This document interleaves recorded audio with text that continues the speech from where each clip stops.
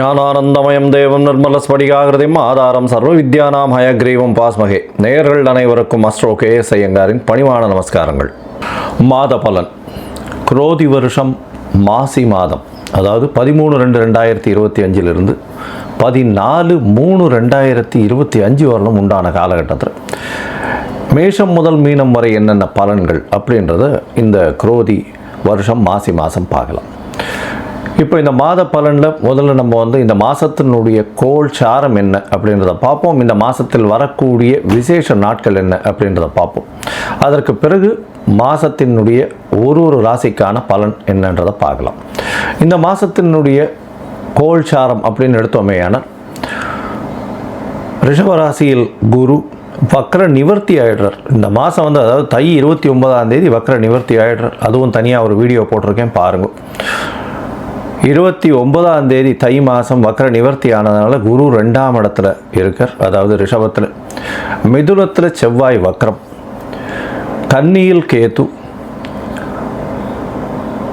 கும்பத்தில் சனி, சூரியன் மற்றும் புதன், மீனத்தில் சுக்கிரனும் ராகுவும். இந்த மாதத்தில் பார்த்தாலேயானால் மாற்றங்கள் என்னென்ன வருது அப்படின்னு பார்க்கும்பொழுது, செவ்வாய் வக்ர நிவர்த்தி அடைகிறார். எப்போ அப்படின்னா இந்த மாதம் பிறந்து ஒரு 10 நாள்லேயே, அதாவது 21/2/2025 அன்றைக்கே செவ்வாய் வக்ர நிவர்த்தி. ஆனால் மிதுனத்தில் இருக்கார். இதை தவிர பார்த்தாலேயானால் புதன் இந்த மாதம் கும்பத்திலிருந்து மீனத்துக்கு போகிறார். அது 26/2/2025 அன்னைக்கு. அதற்கு பிறகு பார்த்தாலேயானால் 4/3/2025 அன்னைக்கு சுக்கிரன் வக்ரகதி அடைகிறார் மீனத்திலேயே. புதன் 9ஆம் தேதி அன்னைக்கு 9/3/2025 அன்னைக்கு வக்ரகதி அடைகிறார், அதுவும் மீனத்தில். இப்போது இந்த மாதத்தினுடைய கோள்சாரம் இது. பொதுவாகவே நம்ம மாத கிரகங்கள்னு சொல்லக்கூடியது சூரியன், செவ்வாய், புதன் மற்றும் சுக்கிரன், இந்த 4 கிரகங்களுடைய மாற்றத்தை வச்சு பேசுவோம். அதுவும் நம்ம சௌரமான மாதங்கள் அப்படின்ற ஒரு பட்சத்தை எடுத்து நம்ம பண்ணுறோம். இது சூரியன் ஒரு ராசியிலிருந்து அடுத்த ராசிக்கு செல்லும் பொழுது அதனுடைய மாற்றங்களை வைத்தே அதனுடைய அந்த சூரியனுடைய மாற்றத்தை வச்சே அந்த மாதத்தினுடைய பெயர், அதாவது கும்ப மாதம் அப்படின்னு பேர் வைக்கிறதுக்கு காரணமே மாசி மாதத்துக்கு கும்பத்தில் சூரியன் போகிறதுனால தான். அதனால் மிச்சவாழ்லாம் பார்த்தோம்னா இது நம்ம தமிழ்நாட்டில், குஜராத்து இந்த மாதிரியான இடத்துலலாம் கடைபிடிக்கப்படுறது. மிச்சதெல்லாம் சந்திரமான மாதங்கள்ன்றதை வச்சு பண்ணுறான். சந்திரமான மாதங்கள்னு சொல்லும் பொழுது பார்த்தாலேயானால் அமாவாசைக்கு அடுத்த நாளோ பௌர்ணமிக்கு அடுத்த நாளோ உண்டான நாட்களை மாதத்தின் முதல் நாளாக கொண்டு அவர்கள் சந்திரமான மாதம் அப்படின்ற விஷயத்தை செய்கிறார். சரி, இந்த மாதத்தில் வரக்கூடிய விசேஷ நாட்கள் அப்படின்னு பார்த்தாலேயானால், அதாவது 25/2/2025 அன்றைக்கி பார்த்தோம்னா காஞ்சி விஜயேந்திர சரஸ்வதி ஜெயந்தி நடக்கிறது. காஞ்சியில் விஜயேந்திர சரஸ்வதி சுவாமிகள் அவருடைய ஜெயந்தி.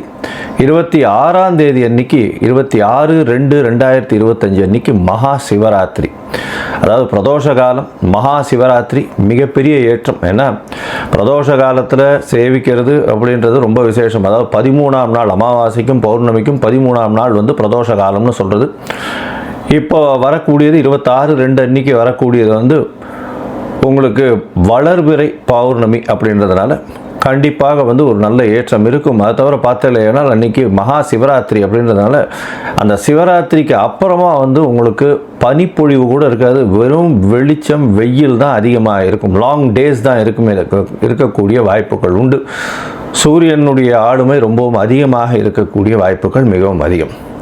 அதனால் வெயில் அதிகமாக இருக்கக்கூடிய வாய்ப்பு நிச்சயமாக இருக்கும். இந்த மாதத்தில் பார்த்தோம்னா 28/2/2025 அன்றைக்கி மாசி அமாவாசை. அது ஒரு பெரிய விசேஷம். மாசி அமாவாசைன்றது அமாவாசைன்றது சூரியனும் சந்திரனும் சேர்ந்து இருக்கக்கூடிய ஒரே பாகையில் இருக்கக்கூடிய விஷயம். இந்த காலகட்டத்தில் சூரியனும் சந்திரனும் சேர்ந்து இருக்கும் பொழுது என்னென்ன யோகங்கள் வரும் அப்படின்றது தனியாக வீடியோ போட்டிருக்கோம், அதில் போய் பாருங்க. இன்ஃபேக்ட் அது நல்ல ஒரு விஷயங்கள். சூரியனும் சந்திரனும், அதாவது யாராவது ஒருத்தர் உச்சமோ ஆட்சியோ இருந்தால்னா நல்ல ஒரு ஏற்றம் கிடைக்கும். இல்லைன்னா சுபர்கள் வீட்டில் இருந்தால்னா நல்ல ஒரு ஏற்றம் கிடைக்கும். இந்த மாசி அமாவாசை நல்ல ஒரு ஏற்றம் கிடைக்கக்கூடிய நாள். அதற்கு பிறகு பார்த்தோம்னா 12 3/2025 அன்னைக்கு மாசி மகம், அது வந்து பௌர்ணமியை சேர்ந்து வரும். மாசி மகம் ஏன்னா சூரியனுக்கும் சந்திரனுக்கும் கிட்டத்தட்ட 180 டிகிரி, அதாவது சூரியன் கும்பத்திலையும் சந்திரன் வந்து சிம்ம ராசியிலையும் இருக்கக்கூடிய காலகட்டம். பௌர்ணமி வெளிச்சம் வந்து ஒரு பெரிய அட்வான்டேஜ் என்னென்னா, இதில் பிறந்தாள்னா ராஜா போல அவர்களுடைய வாழ்வு அமையும். ராஜாளும் இது அவர்களுக்கு கிட்டும். இதில் என்ன விசேஷம் அப்படின்னா, சூரியனுக்கும் கார்த்தாலேருந்து சாயந்தரம் வரலும் உங்களுக்கு வெளிச்சமாக இருக்கும். சந்திரனும் பௌர்ணமி சந்திரனாக இருக்கிறதுனால இரவு முழுவதும் வெளிச்சமாக இருக்கும். ஸோ ரிலேட்டிவ்லி பார்த்தோம்னா என்டையர் டே அண்ட் நைட் ரெண்டுமே ரொம்ப வெளிச்சத்தில் இருக்கக்கூடிய காலகட்டம். அதனால தான் வெளிச்சம் அதிகமாக இருக்கக்கூடிய காலங்கள், அதுவும் வந்து பௌர்ணமி காலங்கள்னும் பொழுது ரொம்பவும் ஏற்றம் இருக்கக்கூடிய வாய்ப்புகள் உண்டு. இந்த மாசி மகம், அதாவது பௌர்ணமி காலகட்டத்தில் பிறக்கக்கூடிய எல்லா குழந்தைகளுக்கும் பெரிய ஆளுமை இருக்கக்கூடிய வாய்ப்பு உண்டு. இதை பற்றியும் வந்து நிறைய சொல்லியிருக்கோம். இந்த என்னுடைய யூடியூப் சேனலில் நிறைய சொல்லியிருக்கேன். இதற்கு பிறகு பார்த்தேனால் இந்த 14/3/2025 அன்னைக்கு காரடையான் நோன்பு, இது வந்து ரொம்பவும் விசேஷமான காலகட்டம். காரடையான் நோன்பு அப்படின்னு சொல்லக்கூடியது வந்து மாசியும் பங்குனியும் கூடுறது அப்படின்னுவா. அதாவது கார் அப்படின்னா வந்து கருப்பு நிறம், இருண்ட இடம், யமலோகம் இதெல்லாம் குறிக்கக்கூடியது இந்த கார் அப்படின்றது. அடையான் அப்படின்னு, கார் அடையான்றது, அடையான் அடைய மாட்டான் அப்படின்னு சொல்லக்கூடியது. அதாவது பெண்கள் வந்து தன்னுடைய கணவருக்குன்னு, அதாவது திருமணமான பெண்கள் தன்னுடைய கணவருக்குன்னு விரதம் இருந்து செய்யக்கூடிய ஒரு பெரிய விஷயம் இது. இந்த காரடையான் நோன்பு நோற்பது பெரிய விஷயம். இதன் மூலியமாக தன்னுடைய கணவருக்கு ஆயுள் விருத்தி ஏற்படக்கூடிய வாய்ப்பும், அவர்களுக்கு வந்து மாங்கல்ய பலம் அதிகரிக்கக்கூடிய வாய்ப்பும் நிச்சயமாக உண்டு. இதனால தான் கார் அடையான் நோன்பு அப்படின்னு பேர். இந்த சாவித்திரியினுடைய கதையை சொல்வா, சத்யவான் சாவித்திரியினுடைய கதையை சொல்வா. அவர் வந்து சத்யவானுடைய உயிரை மீட்டு கொண்டு வந்தவள் அப்படின்றதுனால அந்த காரடையான் நோன்பு மிகவும் விசேஷமாக சொல்லப்படுகிறது. பங்குனி மாதத்தின் முதல் நாள் அன்னைக்கு பண்ணுறது. அதனால் பங்குனி பிறந்த உடனே அதை பண்ணுவாள். நார்மலி பார்த்தாலேனால் அந்த காரடையான் நோன்பு டைம் வந்து சாயந்தரம் 5:30லேருந்து 6:30 வரும். அந்த டைம் வந்து நான் தனியாக போடுறேன் உங்களுக்கு. இதை தவிர பார்த்தோம்னா நார்த் இந்தியாவிலலாம் ஹோலி பண்டிகைன்றது விசேஷமாக கொண்டாடுவோம். ஹோலி பண்டிகைன்றது வந்து ஒரு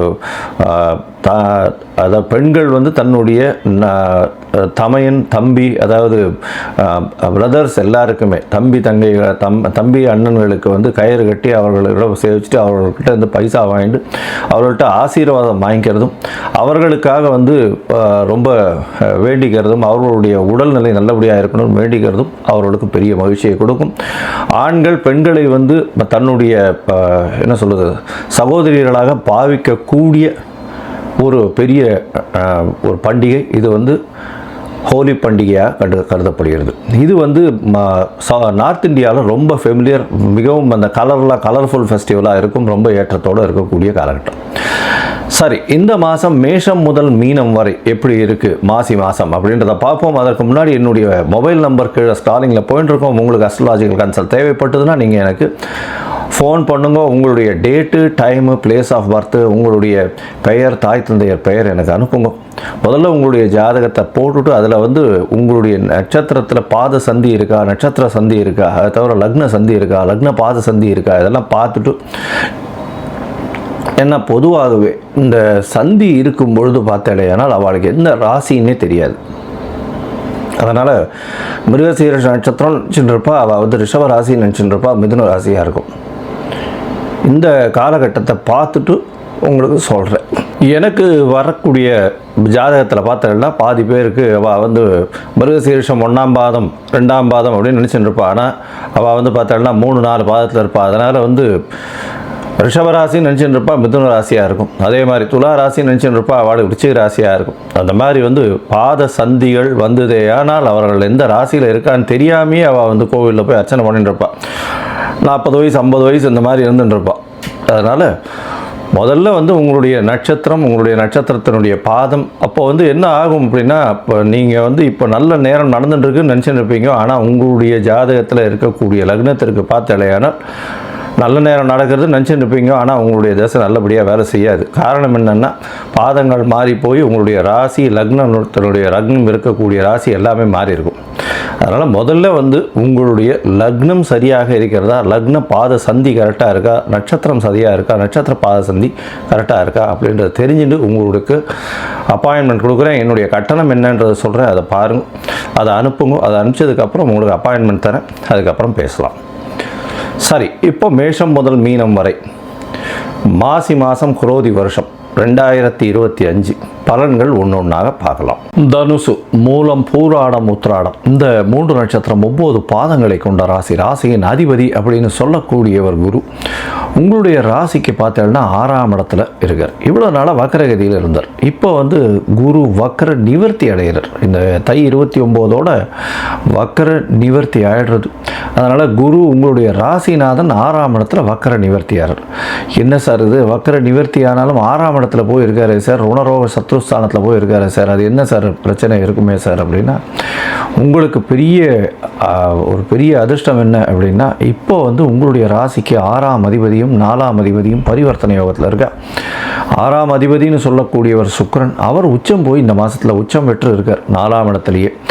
அவர் கேந்திரத்தில் உச்சம் பெறுறதும் அவர் திக்பலம் அடைகிறதும் பெரிய விசேஷம். இதன் மூலியமாக பார்த்தலையானால் 4ஆம் இடத்துல உச்சம் பெற்ற சுக்கிரன் உங்களுடைய சுகங்கள் ஏற்றங்கள் இருக்கும். புதிய வீடு மனை வாங்கக்கூடிய பாக்கியம் நிச்சயமாக இருக்கும்.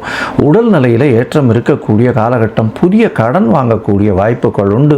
உங்களை நம்பி கடன் கொடுக்கறதுக்கு வரிசையில் நிற்பாங்க. அந்த அளவுக்கு உங்களுக்கு ஒரு பெரிய ஏற்றம் இந்த மாதத்தில் கிடைக்க போகிறது. திடீர் பண வரவு வரும். மறைந்த இடத்திலிருந்து பொருள் வரவு வரக்கூடிய வாய்ப்புகள் நிச்சயமாக இருக்கும். ஏன்னா உங்களுடைய ராசிக்கு 6, 11 அதிபதினு சொல்லக்கூடியவர் வந்து சுக்கிரன். அவர் 4ஆம் இடத்துல போய் உச்சம் பெறுறார். தாயின் மூலியமாக நல்ல ஒரு ஏற்றமான செய்தி. அதனால் உங்களுக்கு வந்து வீடு மனை வாங்கக்கூடிய பாக்கியம் நிச்சயமாக உண்டு. இந்த மாதத்தில் பார்த்தாலேயானால் பொதுவாகவே மாத கிரகங்கள் அப்படின்னு சொல்லக்கூடிய சூரியன், செவ்வாய், புதன் மற்றும் சுக்கிரன் இந்த 4 கிரகங்களுடைய மாற்றங்களை வச்சு தான் மாத கிரகங்களை பேசும், மாதத்தினுடைய பலன்களை பேசும். அப்படி இருக்கும் பொழுது இந்த மாதத்தில் உங்களுடைய ராசிக்கு 4ஆம் இடத்தில் ராகுவோட சம்பந்தமாக இருக்கக்கூடிய சுக்கிரன் உச்சம் பெற்று இருக்கார். ராகுவோட சம்பந்தமாக இருந்தாலும் அவருக்கு ஏற்றம். ஏன்னா அதாவது சுக்கிரனோட ராகு சேர்றதுனால அதீத சுபத்துவம் பெறுறார். அதுவும் குருவின் வீட்டில் இருக்கார். அதனால் அபரிமிதமான ராஜயோகத்தை கொடுக்க போகிறார். உடல் நலத்தில் நல்ல ஏற்றம் இருக்கும்.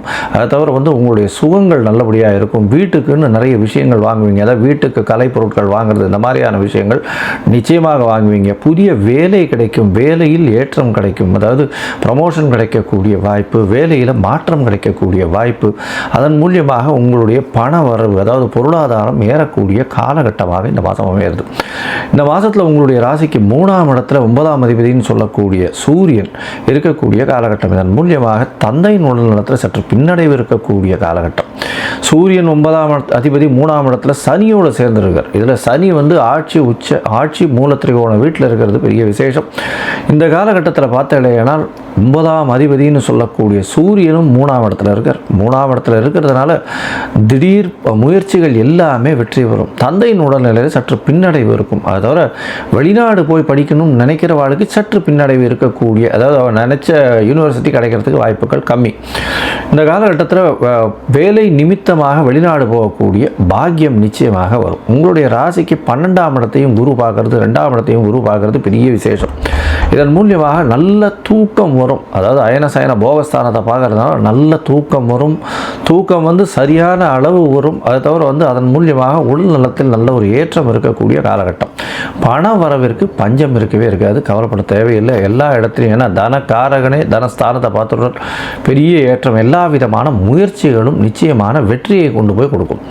உங்களுடைய ராசிக்கு பார்த்தோம்னா 7ஆம் இடத்துல சமசப்தமத்தில் செவ்வாய் வக்கரகதியில் இருக்கார். 5ஆம் அதிபதி 7ஆம் இடத்துல இருக்கிறதுனால குழந்தைகள் மூலியமாக சிறு சிறு தொல்லைகள் இருந்தாலும் ஒரு 10 நாள் கழித்து செவ்வாய் வக்கர நிவர்த்தி அடைகிறார். அதனால் வந்து உங்களுக்கு பெரிய பெருமை வரக்கூடிய வாய்ப்பும், அதை தவிர வந்து காதல் பயப்படக்கூடிய வாய்ப்பும், இதன் மூலியமாக சற்று ஒருவருக்கொருவர் பின்னடைவு ஏற்படக்கூடிய, ஆணுக்கும் பெண்ணுக்கும் பிரச்சனைகள் வரக்கூடிய வாய்ப்பும் நிச்சயமாக உண்டு. 7ஆம் இடத்துல போய் செவ்வாய் இருக்கிறதுனால பேச்சில் ரொம்ப கவனமாக இருக்கும். எதிர்பாலினத்தவரோட கொஞ்சம் ஜாகிரதையாக இருக்கிறது நல்லது. பார்ட்னர்ஷிப் வியாபாரத்தில் பார்ட்னர் மூலியமாக பிரச்சனைகள் வரக்கூடிய வாய்ப்புகள் நிச்சயமாக இருக்கும். தொழிலில் அபிவிருத்தி ஏற்படக்கூடிய காலகட்டமாக அமைப்போகிறது. இந்த மாதத்தில் பார்த்தீங்கன்னா உங்களுடைய முயற்சிகள் எல்லாமே வெற்றி பெறும். அதாவது எடுத்த முயற்சிகள் எல்லாமே வெற்றி பெறும். எழுத்து பணியில் இருக்கிறவங்க, அதை தவிர இந்த பில்டிங் ஆர்கிடெக்ட்ஸு, சிவில் இன்ஜினியரிங், அதை தவிர இந்த சிவில் இன்ஜினியரிங் டிராயிங் போடுறவங்க, சொல்லிக் கொடுக்குறவங்க, டீச்சர்ஸ், ப்ரொஃபஸர்ஸ், இவங்களுக்கெல்லாம் நல்ல ஒரு ஏற்றமான காலமாக இருக்க போகிறது. இந்த மாதத்தில் பார்த்தாலேயானால் உங்களுடைய முயற்சிகள் எல்லாம் வெற்றி பெறும்னு சொன்னோம். இருந்தாலும் சில நாட்கள் உங்களுடைய முயற்சியை தள்ளி வைப்பது நல்லது. அந்த சில நாட்கள்னு சொல்லக்கூடியது சந்திராஷ்டம காலம். இந்த சந்திராஷ்டம காலத்தில் நீங்கள் புதிய முயற்சி வேண்டாம், வெளியூர் வெளிமாநில பிரயாணம் வேண்டாம்னு சொல்கிறோம். ஒருவேளை நீங்கள் பண்ண வேண்டிய கட்டாயத்தில் இருந்தீர்களே ஆனால் சந்திர பகவானுக்கு உண்டான எளிய பரிகாரத்தை பண்ணுறது ரொம்பவும் நல்லது. அந்த சந்திர பகவானுக்கு உண்டான எளிய பரிகாரம் அப்படின்னு சொல்லக்கூடியது அருகில் இருக்கக்கூடிய கோவிலில் உங்களால் முடிஞ்ச அளவுக்கு, அதாவது அரிசி, நெல், பச்சரிசி, நெல் இந்த மாதிரியான தானியங்கள் கொடுக்கறதன் மூலியமாக சந்திராஷ்டமத்தின் தாக்கம் நிச்சயமாக குறையும். சரி, இந்த காலகட்டத்தில் சந்திராஷ்டம காலகட்டத்தில் புதிய முயற்சி, வெளிநாடு வெளியூர் போக வேண்டாம்ன்றதையும் சொல்கிறோம். யாருக்கும் ஜாமீன் கையெழுத்து போடாதீங்க. ஏன்னா 6ஆம் இடத்துல குரு இருக்கிறதுனால நீங்கள் ஜாமீன் கையெழுத்து போட்டிங்கன்னா நிச்சயமாக அதன் மூலியமாக பிரச்சனை வரும். 6ஆம் இடத்துல குரு, அதுவும் ராசியின் அதிபதி சுபர் இருக்கிறது நல்லது இல்லை. அதனால் யாருக்கும் ஜாமீன் கையெழுத்து போடாதீங்க.